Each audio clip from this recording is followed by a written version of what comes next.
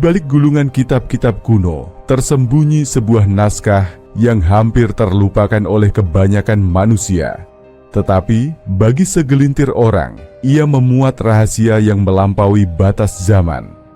Kitab itu bernama Kitab Yobel, sebuah catatan yang bukan sekadar tulisan, melainkan jendela menuju pemahaman mendalam tentang sejarah, hukum dan misteri ilahi yang menjangkau penciptaan hingga masa depan. Dikatakan bahwa Kitab Yobel diturunkan kepada Musa di Gunung Sinai bersama dengan Taurat. Namun tidak seperti Taurat yang dikenal luas, Yobel dianggap sebagai wahyu tersembunyi. Ia berbicara tentang dunia yang diciptakan dalam siklus waktu yang sangat teratur. Setiap 7 tahun adalah satu siklus Sabat, dan setiap 50 tahun adalah satu Yobel. Dalam siklus inilah rahasia penciptaan, penghakiman, dan rencana ilahi tersimpan. Kitab ini mengisahkan bahwa segala sesuatu di bumi dan di surga memiliki ritmenya sendiri, mengikuti siklus yang telah ditentukan oleh Tuhan sejak awal mula. Bahkan bintang-bintang di langit bergerak sesuai hukum yang sama. Henokh, salah satu tokoh misterius dalam kitab ini, disebut sebagai manusia yang tidak pernah merasakan kematian. Ia diangkat ke surga untuk mencatat rahasia alam semesta. Dalam kitab Yobel, Henokh tidak hanya seorang nabi, tetapi seorang ahli astronomi surgawi. Ia menyaksikan bagaimana siklus Yobel tidak hanya mengatur waktu manusia, tetapi juga mengontrol kekuatan kosmik, malaikat, dan bintang-bintang. Henokh mengungkapkan sebuah fakta yang mengejutkan. Dosa manusia tidak hanya menghancurkan dunia, tetapi juga merusak harmoni surgawi. Air bah yang menenggelamkan dunia pada zaman Nuh, menurut kitab Yobel, adalah pembersihan besar yang dilakukan Tuhan untuk mengembalikan keseimbangan ilahi. Ketika Abraham menerima panggilan dari Tuhan, kitab Yobel menambahkan lapisan rahasia pada kisahnya. Ia bukan hanya seorang bapa bangsa, tetapi penjaga hukum-hukum kuno yang telah ada sejak penciptaan. Dalam kitab ini, dijelaskan bahwa hukum Sabat, sunat, dan makanan halal telah ada sebelum Musa, dan Abraham diberi perintah untuk menjaga hukum-hukum itu agar tetap hidup di tengah keturunannya. Namun ada sesuatu yang tersembunyi dalam perjanjian Abraham, sebuah janji tentang masa depan. Yobel mencatat bahwa dalam siklus Yobel tertentu akan ada seorang penyelamat yang lahir untuk membawa umat manusia kembali kepada hukum Tuhan yang murni. Kitab Yobel juga memuat sesuatu yang dianggap sebagai rahasia terdalamnya, kalender surgawi. Dalam kitab ini dikatakan bahwa manusia telah meninggalkan kalender Tuhan yang berdasarkan 364 hari dan beralih ke kalender yang tidak sempurna. Akibatnya, umat manusia hidup di luar siklus waktu yang benar. Hari Sabat, menurut kitab Yobel, bukan hanya hari istirahat tetapi juga penghubung antara manusia dan surga. Jika hari itu tidak dihormati, hubungan dengan Tuhan menjadi lemah dan kekacauan akan menguasai bumi. Kitab Yobel juga berbicara tentang para malaikat yang memegang peranan penting dalam menjaga hukum ilahi. Malaikat-malaikat ini mencatat dosa manusia dan mengawasi pelaksanaan hukum Tuhan di dunia. Mereka bekerja dalam bayang-bayang, tidak terlihat oleh manusia, tetapi kehadiran mereka dirasakan melalui peristiwa besar seperti air bah, penghakiman di Mesir, dan perpecahan kerajaan Israel. Dalam beberapa bagian kitab, Musa diberikan wawasan tentang bagaimana malaikat ini bekerja dan bagaimana mereka mempersiapkan akhir zaman, di mana siklus Yobel terakhir akan membawa pembaruan besar bagi dunia. Namun, rahasia terbesar kitab Yobel adalah pesannya untuk masa depan. Dalam kitab ini, terdapat janji bahwa siklus waktu tidak akan berakhir begitu saja. Ketika Yobel terakhir tiba, dunia akan diperbarui menjadi seperti semula, murni, tanpa dosa, dan dalam harmoni penuh dengan Tuhan. Kitab Yobel menyiratkan bahwa manusia tidak hanya dituntut untuk mematuhi hukum, tetapi juga untuk memahami waktu. Karena hanya mereka yang hidup selaras dengan waktu Tuhan yang akan menemukan jalan menuju kehidupan kekal. Hingga hari ini, Kitab Yobel masih menjadi misteri. Bagi sebagian orang, ia hanyalah tulisan kuno yang sudah kehilangan relevansinya. Tetapi bagi yang memahami kedalamannya, kitab ini adalah peta menuju kebijaksanaan ilahi yang tersembunyi di balik tabir sejarah. Kitab Yobel, Jubilis, adalah salah satu kitab pseudoepigrafa dalam tradisi Yahudi yang dianggap non-kanonik oleh kebanyakan kelompok agama, meskipun dihormati oleh beberapa komunitas, seperti Yahudi Ethiopia dan Gereja Ortodoks Tewahedo. Kitab ini memberikan penafsiran ulang terhadap kisah-kisah dalam kitab Kejadian dan Keluaran, dengan penekanan pada penanggalan kronologis melalui siklus Yobel, 50 tahun. Berikut adalah beberapa tokoh dan peristiwa penting yang terkait dengan kitab Yobel. Tokoh utama. 1. Adam dan Hawa. Kitab Yobel menekankan penciptaan Adam dan Hawa, serta memberikan rincian tambahan tentang kehidupan mereka di Taman Eden.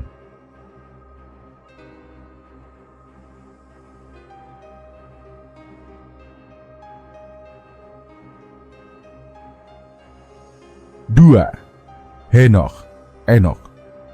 Henokh dianggap sebagai tokoh yang penting karena digambarkan sebagai orang yang benar dan pencatat sejarah surgawi. Dalam kitab Yobel, Henokh juga disebut sebagai orang yang menerima penglihatan ilahi. 3. Nuh dan kisah air bah memiliki penjelasan tambahan dalam kitab Yobel, termasuk perjanjian Tuhan dengan Nuh dan peraturan yang diberikan kepada umat manusia pasca banjir.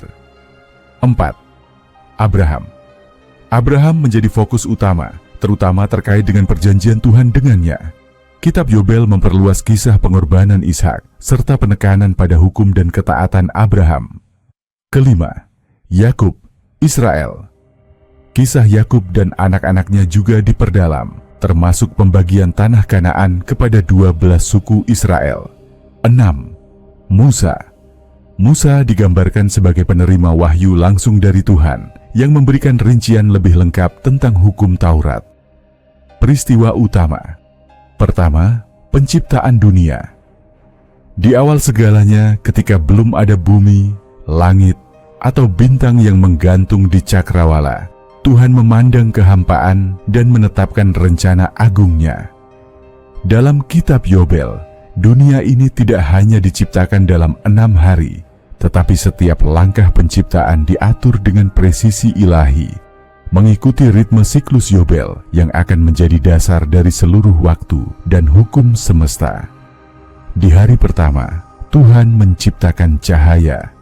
Bukan hanya cahaya yang menerangi, tetapi sebuah kekuatan yang membedakan antara siang dan malam, antara terang dan gelap.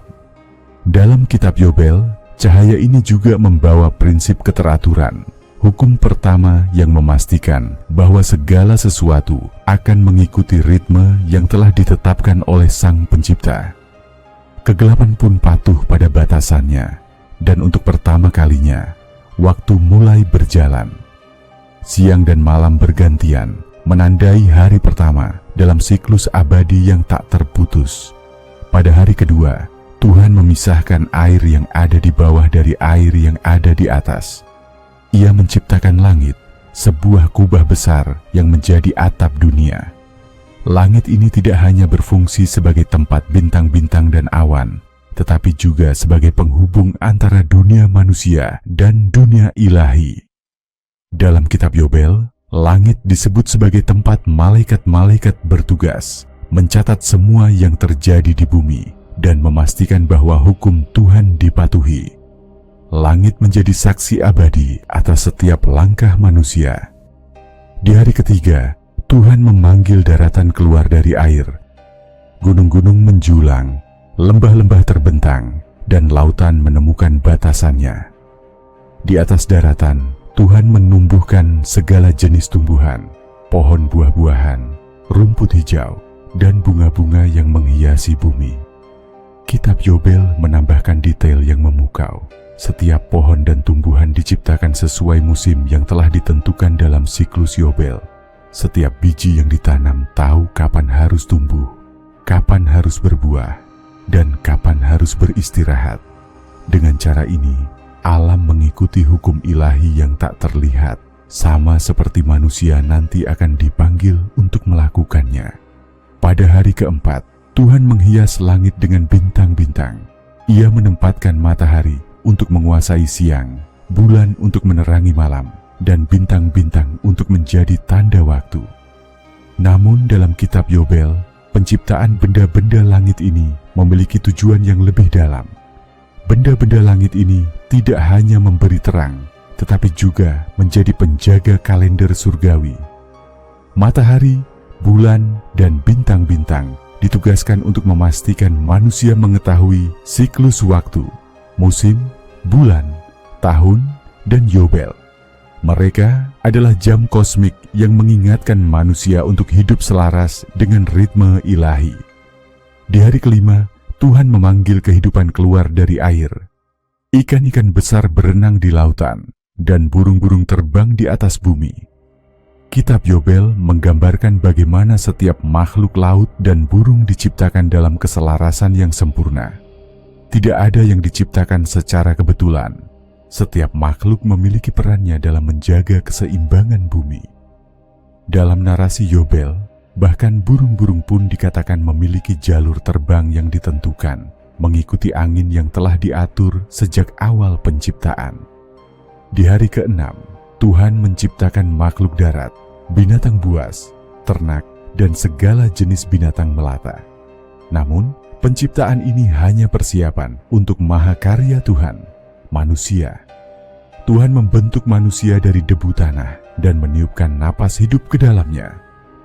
Dalam kitab Yobel, Adam tidak hanya diciptakan sebagai penjaga Taman Eden, tetapi juga sebagai penjaga hukum Tuhan di bumi. Manusia diberi tugas untuk mengatur waktu, menghormati Sabat, dan hidup sesuai ritme surgawi. Adam diberi pengetahuan tentang kalender ilahi, dan ia memahami bagaimana bumi, langit, dan seluruh alam semesta berjalan dalam harmoni sempurna. Pada hari ke-7, Tuhan beristirahat. Namun kitab Yobel menekankan bahwa Sabat ini lebih dari sekadar hari istirahat. Ia adalah perjanjian abadi antara Tuhan dan manusia. Sabat adalah pengingat bahwa segala sesuatu, dari penciptaan hingga kehidupan sehari-hari, harus mengikuti hukum ilahi.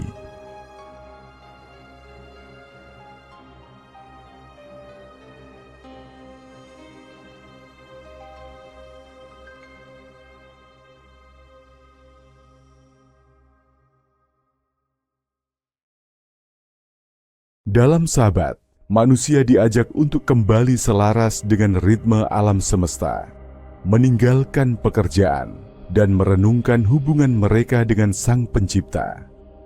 Kitab Yobel menutup kisah penciptaan ini dengan pesan yang mendalam. Dunia diciptakan dalam keselarasan sempurna, dan tugas manusia adalah menjaga harmoni ini. Namun dosa akan mengganggu keseimbangan ini, menyebabkan kerusakan tidak hanya di bumi, tetapi juga di langit. Tetapi ada harapan. Dalam siklus Yobel yang tak berujung, Tuhan menjanjikan pemulihan besar ketika dunia akan kembali ke keadaan murninya, seperti di awal penciptaan. Dan di bawah bintang-bintang yang berkilauan, kisah penciptaan terus hidup, mengingatkan manusia bahwa mereka adalah bagian dari rencana ilahi yang abadi. Kedua, air bah Nuh. Di masa yang gelap dan penuh dosa, dunia tidak lagi seperti saat pertama kali diciptakan. Kekacauan meliputi bumi, manusia melupakan hukum-hukum Tuhan, dan bumi sendiri berteriak meminta keadilan. Dalam kitab Yobel, kisah air bah tidak hanya menceritakan penghukuman, tetapi juga pembersihan besar untuk memulihkan keseimbangan dunia sesuai dengan hukum ilahi. Tuhan memandang bumi dan melihat bahwa manusia telah menyimpang jauh. Tidak hanya mereka melanggar hukum-hukumnya, tetapi juga mencemari dunia yang telah diciptakan dengan sempurna. Kekerasan, kejahatan, dan pemberontakan menyebar tanpa kendali. Bahkan malaikat yang diutus untuk membimbing manusia telah jatuh ke dalam dosa, mengambil istri dari manusia, dan melahirkan raksasa yang menindas bumi.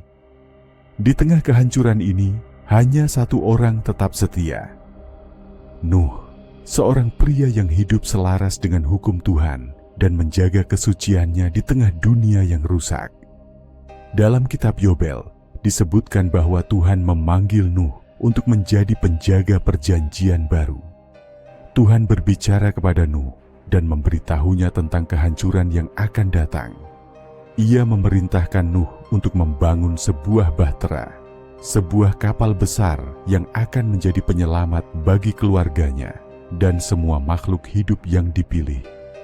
Kitab Yobel mencatat bahwa Nuh dengan ketaatan penuh mengikuti setiap detail yang diberikan Tuhan. Bahtera itu bukan hanya sebuah kapal, ia adalah simbol harapan, tempat di mana Tuhan akan melindungi ciptaannya yang setia. Di dalamnya, Nuh akan membawa keluarganya serta sepasang dari setiap makhluk hidup untuk memulai kehidupan baru setelah air bah berlalu. Pada tahun yang ditentukan, ketika siklus waktu mencapai titiknya, air bah datang. Dalam kitab Yobel, air bah tidak hanya digambarkan sebagai hujan lebat, tetapi juga air yang memancar dari dalam bumi. Bumi terbelah dan air naik dari dalam kedalamannya. Langit juga terbuka dan air turun deras tanpa henti selama 40 hari, 40 malam.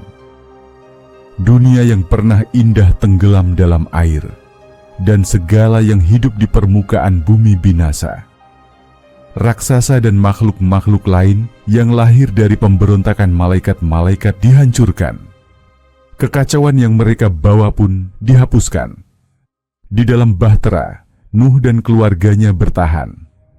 Kitab Yobel menggambarkan momen ini sebagai waktu refleksi dan doa. Nuh menyadari bahwa mereka adalah satu-satunya manusia yang tersisa, penjaga terakhir dari hukum Tuhan.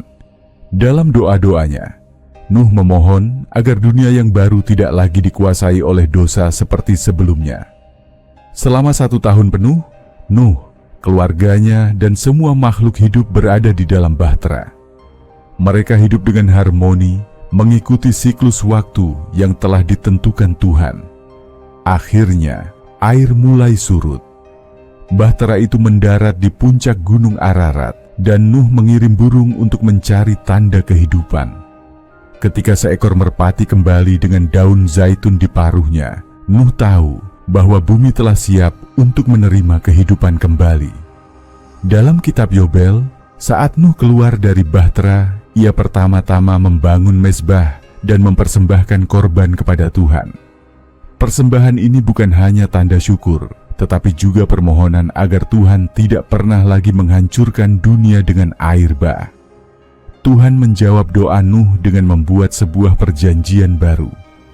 Dalam kitab Yobel, perjanjian ini dijelaskan dengan rinci.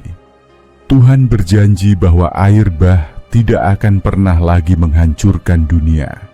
Sebagai tanda perjanjiannya, Tuhan menciptakan pelangi di langit, sebuah pengingat abadi bagi manusia tentang kasih dan keadilannya.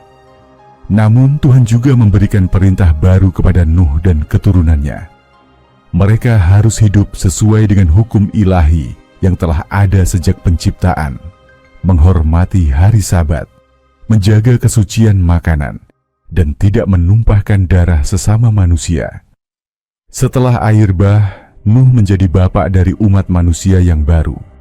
Kitab Yobel mencatat bagaimana ia mengajarkan hukum-hukum Tuhan kepada anak-anaknya, memastikan bahwa mereka akan hidup dalam keselarasan dengan siklus waktu dan hukum surgawi. Namun Tuhan juga memperingatkan Nuh bahwa generasi berikutnya tidak akan sepenuhnya setia.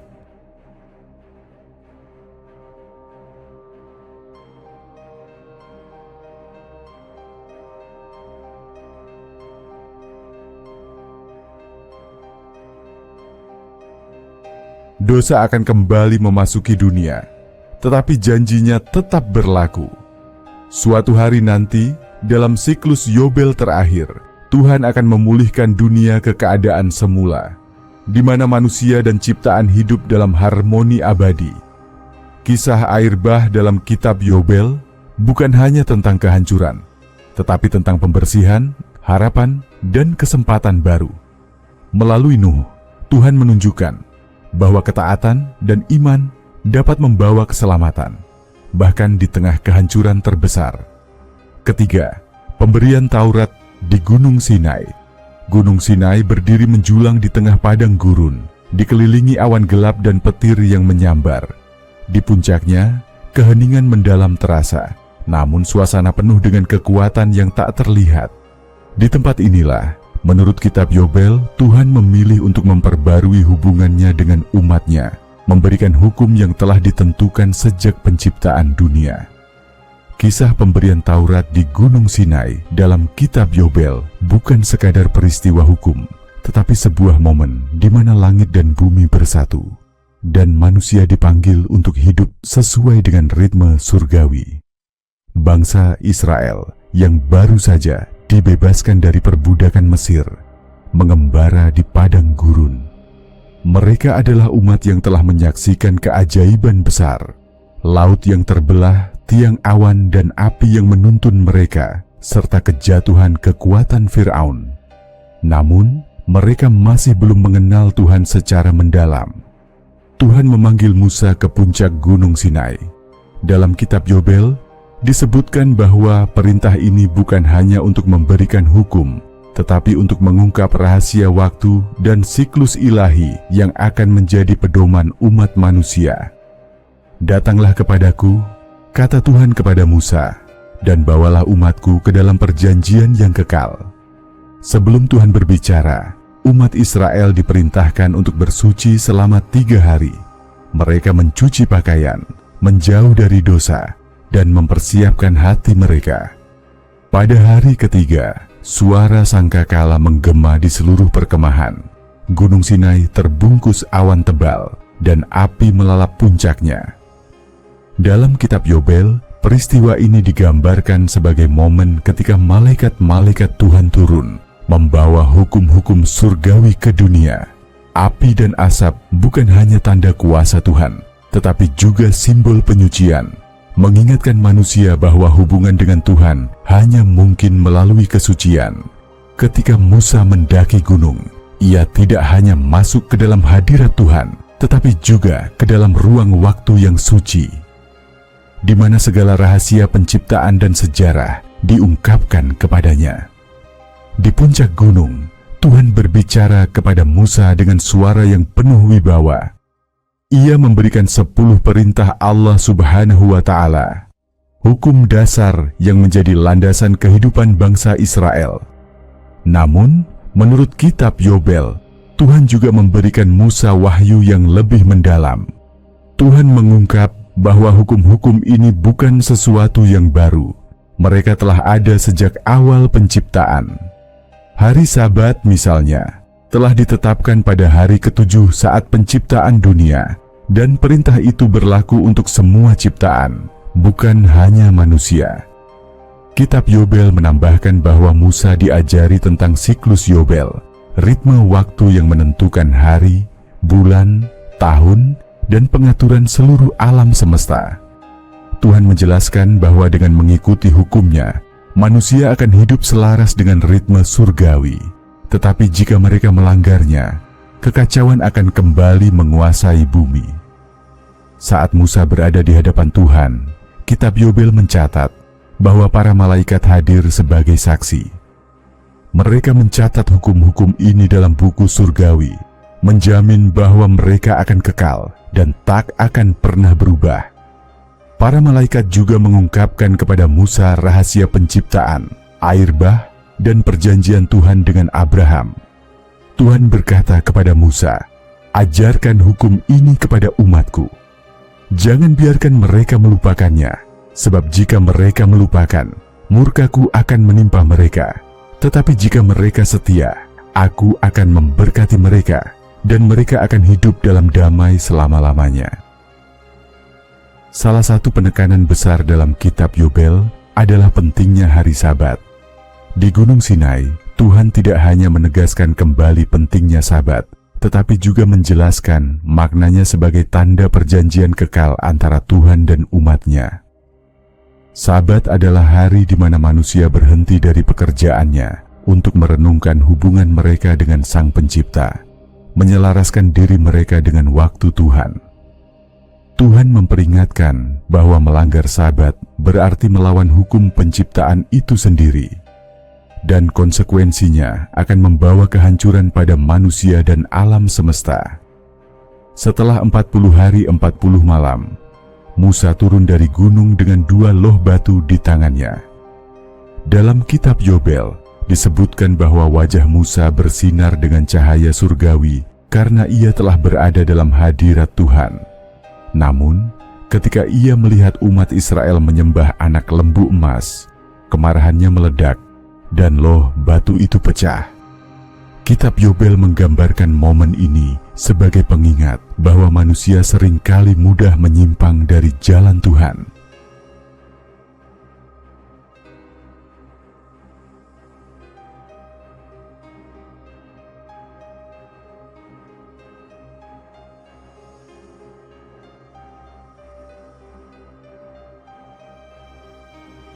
Namun, Tuhan yang penuh kasih memberikan Musa kesempatan kedua, dan hukum-hukum itu diukir kembali, kali ini sebagai simbol kesabaran dan pengampunan Tuhan. Kitab Yobel menambahkan dimensi profetik pada pemberian Taurat. Tuhan menjelaskan bahwa generasi mendatang tidak akan sepenuhnya setia, tetapi ia tidak akan pernah meninggalkan umat-Nya. Dalam setiap siklus Yobel, Tuhan akan mengirimkan nabi-nabi untuk mengingatkan mereka, hingga suatu hari, ketika waktu mencapai kepenuhannya, ia sendiri akan memulihkan segala sesuatu. Di kaki Gunung Sinai, hukum Tuhan tidak hanya menjadi panduan moral, tetapi juga penghubung antara langit dan bumi. Dalam kitab Yobel, momen ini tidak hanya menjadi sejarah, tetapi juga janji kekal, bahwa manusia dapat kembali hidup dalam harmoni dengan Sang Pencipta jika mereka setia kepada hukum-Nya. Gunung Sinai menjadi saksi abadi hubungan Tuhan dengan umat-Nya. Sebuah hubungan yang terus dipelihara dalam ritme waktu yang telah Ia tetapkan sejak awal segala sesuatu. Keempat, penyucian hari Sabat. Di awal mula, ketika dunia masih baru dan segar, dan segala ciptaan hidup dalam harmoni, Sang Pencipta melihat apa yang telah Ia buat. Dalam 6 hari penuh kuasa, Tuhan menciptakan langit, bumi, laut, dan segala isinya. Namun, pada hari ke-7, Ia berhenti. Bukan karena lelah, tetapi karena pekerjaannya telah selesai. Hari itu, Tuhan menetapkannya sebagai hari yang istimewa, sebuah hari yang diberkati dan disucikan, yang akan menjadi tanda hubungan kekal antara langit dan bumi. Menurut kitab Yobel, Sabat bukan hanya hari istirahat, tetapi juga bagian penting dari siklus waktu ilahi yang menyatukan manusia dengan ritme surgawi. Kitab Yobel menggambarkan hari Sabat sebagai bagian yang telah ditanamkan ke dalam inti ciptaan. Tuhan memberkati hari ke-7 dan menjadikannya kudus, tidak hanya untuk manusia, tetapi juga untuk seluruh alam semesta. Pohon-pohon berhenti tumbuh, bintang-bintang tetap di tempatnya, dan bahkan angin melambat seolah menghormati hari suci itu. Tuhan berkata kepada malaikat-malaikatnya, "Hari ini adalah hari perhentian. Ini adalah tanda bagi segala ciptaan, bahwa Aku adalah Tuhan yang menciptakan langit dan bumi. Selamanya, hari ke-7 akan menjadi sakral." Ketika Tuhan memanggil Musa ke Gunung Sinai, Ia tidak hanya memberikan hukum-hukum kepada bangsa Israel, tetapi juga memperbarui penekanan tentang Sabat.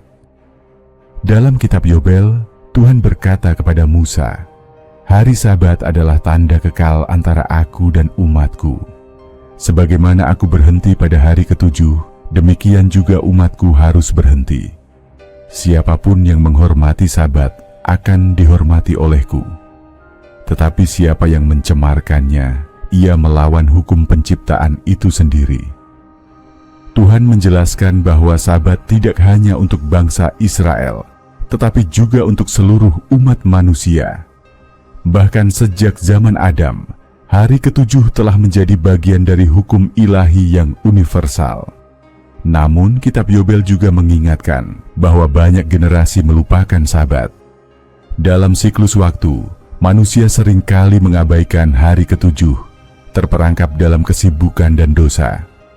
Mereka bekerja tanpa henti, mengejar kekayaan, dan melupakan Tuhan yang telah memberi mereka kehidupan. Tuhan memperingatkan Musa, mereka akan mencemarkan Sabat seperti nenek moyang mereka mencemarkannya sebelum air bah. Tetapi aku akan mengirimkan nabi-nabi untuk mengingatkan mereka, dan mereka yang setia akan hidup dalam kedamaian di bawah hukumku. Menurut Kitab Yobel, Sabat bukan hanya waktu untuk berhenti bekerja, tetapi juga hari yang dipenuhi dengan sukacita dan penghormatan kepada Tuhan. Pada hari itu, manusia dipanggil untuk 1. Beristirahat. Segala pekerjaan dihentikan, memberi waktu bagi tubuh dan jiwa untuk beristirahat. 2. Berdoa dan merenung. Umat diminta untuk merenungkan hukum Tuhan dan mengingat karya besarnya dalam penciptaan. 3. Berbagi sukacita. Sabat adalah hari untuk berkumpul bersama keluarga, berbagi makanan, dan mempererat hubungan dengan sesama. Kitab Yobel menekankan bahwa bahkan binatang peliharaan, tanah, dan pekerja asing harus menikmati kedamaian Sabat. Ini adalah hari di mana semua ciptaan kembali pada keseimbangan aslinya. Kitab Yobel memberikan peringatan keras bagi mereka yang melanggar hari Sabat. Dosa mencemarkan Sabat tidak hanya membawa konsekuensi bagi individu, tetapi juga bagi dunia secara keseluruhan. Ketika manusia melupakan Sabat, mereka memutus hubungan dengan Sang Pencipta, dan kekacauan mulai merasuki dunia. Namun Tuhan adalah Tuhan yang penuh kasih. Dalam Kitab Yobel disebutkan bahwa meskipun banyak yang melupakan Sabat, Tuhan akan terus mengingatkan manusia tentang hari itu melalui para nabi dan tanda-tanda di alam. Dalam Kitab Yobel, Sabat juga memiliki dimensi profetik. Hari itu bukan hanya tanda perhentian mingguan, tetapi juga melambangkan perhentian akhir zaman. Ketika siklus Yobel terakhir tiba, dunia akan kembali seperti semula, dan seluruh ciptaan akan hidup dalam Sabat yang kekal.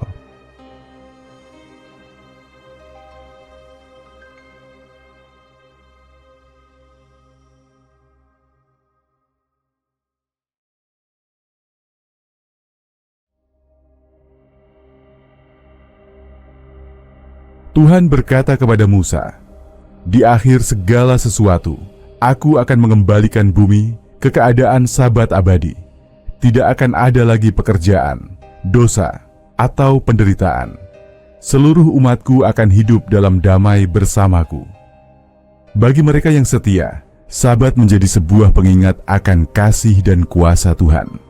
Hari itu adalah kesempatan untuk meninggalkan kekhawatiran dunia dan menemukan kedamaian dalam hadirat Tuhan. Kitab Yobel menutup ajarannya tentang Sabat dengan pesan ini: "Hormatilah Sabat, sebab hari itu adalah milik Tuhan. Dalam Sabat, manusia menemukan dirinya kembali, dan dalam Sabat, hubungan antara langit dan bumi dipulihkan."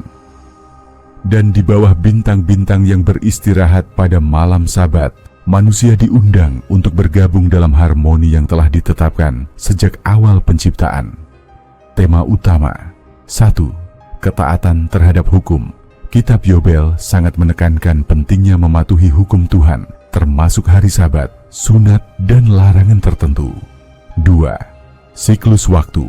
Narasi kitab ini didasarkan pada siklus Yobel, 50 tahun, memberikan kerangka waktu yang terstruktur untuk peristiwa-peristiwa Alkitab. Kitab Yobel sering dianggap sebagai panduan untuk memahami tradisi Yahudi kuno, terutama terkait dengan hukum-hukum dan adat istiadat. Di balik setiap kitab suci, terdapat pesan-pesan yang menggema melintasi zaman. Kitab Yobel, sebuah naskah kuno Yahudi, menawarkan kisah, hukum dan nilai-nilai yang bukan hanya relevan bagi umatnya, tetapi juga menjadi cerminan hikmah bagi siapapun yang mencarinya, termasuk kaum muslim. Sebagai umat yang diperintahkan untuk terus belajar, merenung, dan mengambil hikmah dari semua peristiwa dan ajaran, kaum muslim dapat menemukan pelajaran yang berharga dari kitab Yobel tanpa melupakan akidah Islam. 1.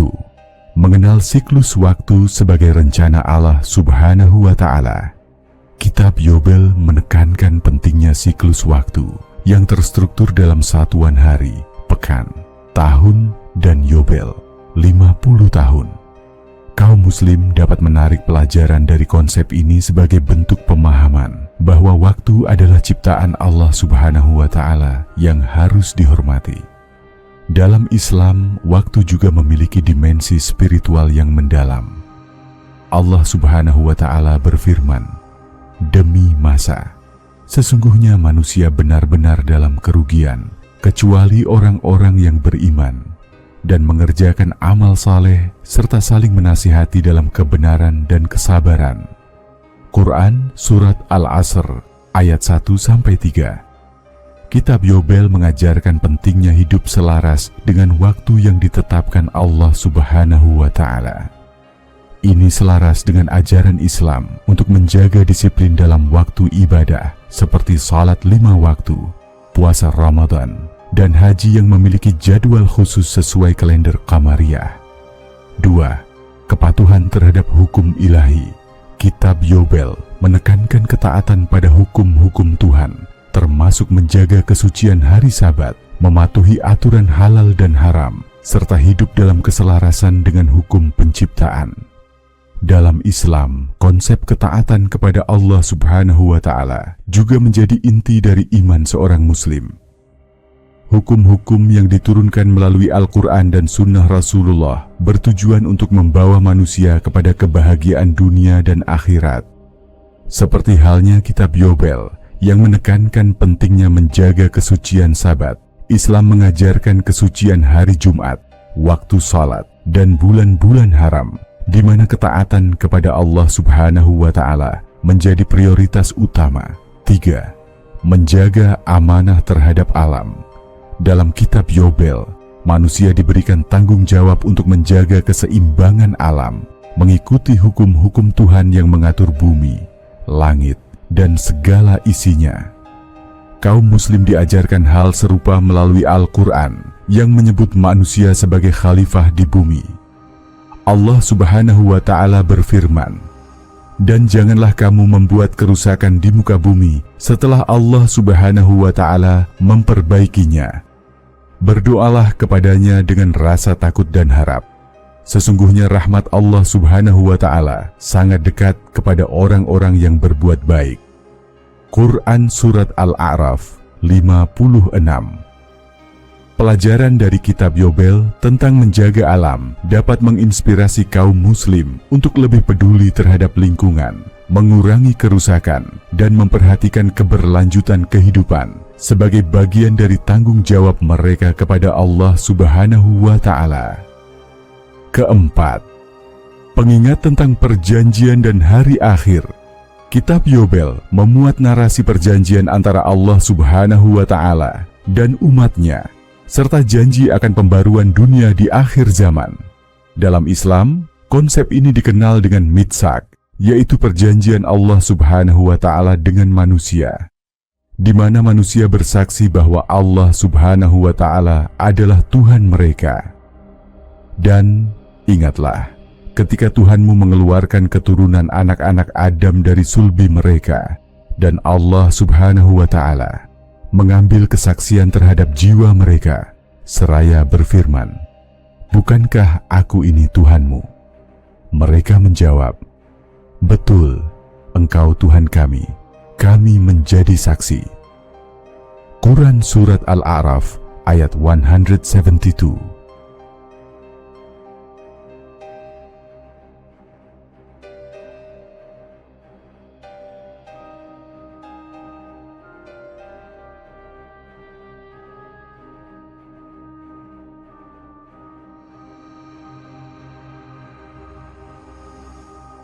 Pelajaran dari kitab Yobel tentang kesetiaan kepada perjanjian dapat mengingatkan kaum muslim akan tanggung jawab mereka sebagai hamba Allah Subhanahu wa Ta'ala, serta mempersiapkan diri untuk hari pengadilan akhir, di mana amal perbuatan akan ditimbang. Kelima, hikmah dari kisah-kisah Nabi. Kitab Yobel memberikan detail tambahan tentang kisah-kisah para nabi, seperti Adam, Nuh, Abraham, dan Musa, yang juga dihormati dalam Islam sebagai rasul-rasul pilihan. Kisah mereka menjadi teladan tentang ketaatan, kesabaran, dan perjuangan untuk menegakkan keimanan. Kaum muslim dapat merenungkan kisah-kisah ini untuk memperkuat iman mereka, sebagaimana Al-Quran menyebutkan, sesungguhnya pada kisah-kisah mereka itu terdapat pelajaran bagi orang-orang yang mempunyai akal. Quran Surat Yusuf ayat 111. 6. Menghidupkan keseimbangan dalam hidup. Kitab Yobel mengajarkan pentingnya keseimbangan antara bekerja, beristirahat, dan beribadah, sebagaimana yang tercermin dalam konsep Sabat. Islam juga mengajarkan keseimbangan ini dengan membagi waktu untuk ibadah, bekerja, dan beristirahat secara seimbang. Rasulullah bersabda, sesungguhnya badanmu memiliki hak atasmu, matamu memiliki hak atasmu, dan keluargamu memiliki hak atasmu. Hadits riwayat Bukhari dan Muslim. Kitab Yobel adalah salah satu pintu menuju pemahaman tentang hubungan antara manusia dan penciptanya, yang mengingatkan bahwa seluruh ciptaan tunduk pada hukum Allah Subhanahu wa Ta'ala. Meskipun kaum muslim memiliki pedoman utama, yaitu Al-Quran dan Sunnah, belajar dari kitab-kitab lain seperti Yobel dapat menjadi cara untuk memahami bagaimana nilai-nilai universal tentang ketaatan kepada Allah Subhanahu wa Ta'ala, tanggung jawab manusia, dan pengelolaan waktu diakui di berbagai tradisi agama. Bagi kaum muslim, kitab Yobel adalah cermin yang membantu melihat bagaimana keimanan dan ketakwaan terhubung lintas sejarah dan peradaban, memperkuat keyakinan akan kebesaran Allah Subhanahu wa Ta'ala dan hikmah dalam segala ciptaannya.